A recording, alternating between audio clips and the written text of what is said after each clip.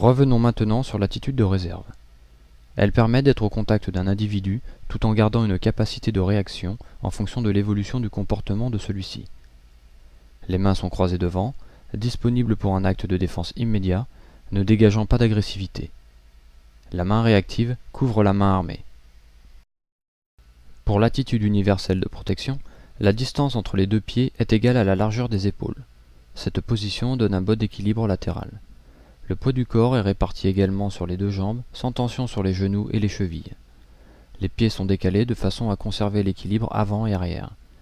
La jambe du côté de l'arme est sur l'arrière, la jambe réactive sur l'avant. La tête reste droite afin d'équilibrer le poids du corps sur les jambes. Elle est maintenue sur l'axe tête-cou-tronc.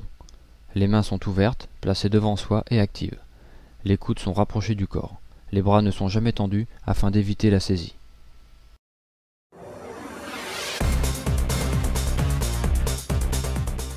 La notion de triangle d'agression est une notion couramment répandue dans le milieu de la sûreté. Elle consiste à classifier en zone de danger graduée le périmètre d'un individu sur lequel les agents vont devoir intervenir. Ainsi, si on place cet individu au centre d'un triangle, ce dernier va représenter la zone de danger maximum. Dans cette nomenclature, la pointe du triangle qui fait face à l'individu va être dénommée axe d'agression, car c'est d'abord sur cet axe que vont s'effectuer d'éventuelles actions violentes.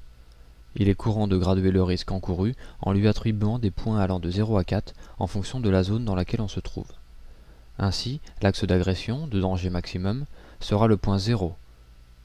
Les zones situées sur les côtés avant de l'individu, de part et d'autre de l'axe d'agression, seront les points 1, car de danger très important. Les zones arrière, sur le côté de l'individu, de danger important, seront les points 2. Les pointes arrière du triangle, de danger modéré, seront les points 3. La zone du dos, de danger moindre, sera le point 4.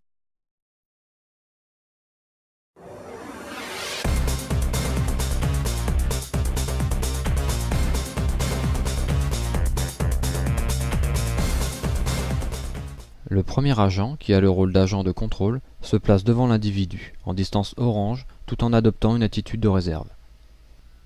Le deuxième agent, qui est un agent d'appui, se positionne sur les 3/4 arrière de l'individu, lui aussi en distance orange, ce qui lui permet d'anticiper une éventuelle sortie d'arme et de déstabiliser psychologiquement l'individu.